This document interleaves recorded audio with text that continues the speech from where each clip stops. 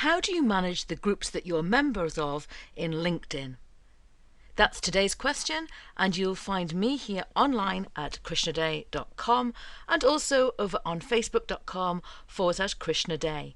Come on over and ask me your social media questions. But for today, we just want to look at LinkedIn groups and how to get the most out of them in terms of notifications and information. Within LinkedIn, once you're logged in and you see at the top the navigation bar, you can click on groups and go to all of your groups.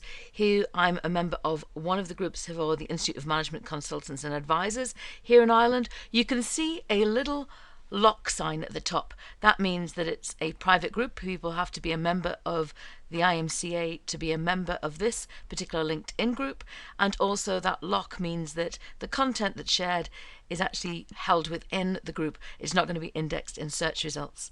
So a few things for you to work through in terms of on your profile. Firstly, do you want other people to know about the fact that you're in this group? And if you click this box here, it will also show that logo on your profile.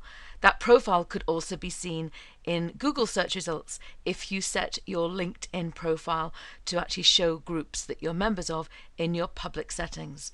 You can then choose which email address you want to have people connect to you on, and also then you can say, well, what content do you want to see? Do you want to manage all of your groups by coming into LinkedIn, or do you want to have some of that content sent to you by email?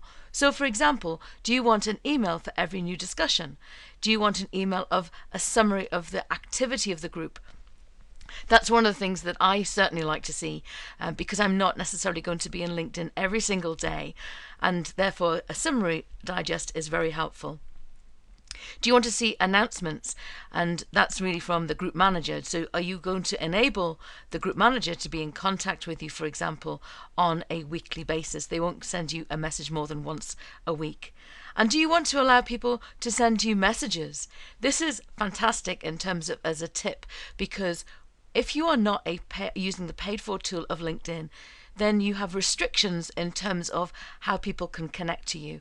But if you actually allow people to send you messages, then it's a great way for them to be able to do so without having you to use, in fact, for them to have the premium version of LinkedIn, or if you want to send them a message, for you to have a premium version of LinkedIn called InMail. But as I said, if you're a member of a group, you can, if the person has allowed it to happen, you can directly send a message. And then one of the other questions that often we get is, what happens if I want to leave a group? And to leave a group at any different page that you're in a group, on the More section, which is where we're here now, you can say leave the group. One of the things I would recommend is, if you've decided that it's not relevant for you to be a member of this group at this point in time, is to send a polite message over to the group administrator. The world is very small. You never know that you may want to come back and join that community again, or those people may have come across you in other groups. Remember, you can join no more than 50 groups.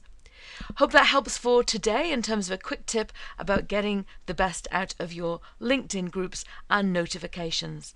Remember, any questions that you have for me, you can post them online over to facebook.com/KrishnaDay.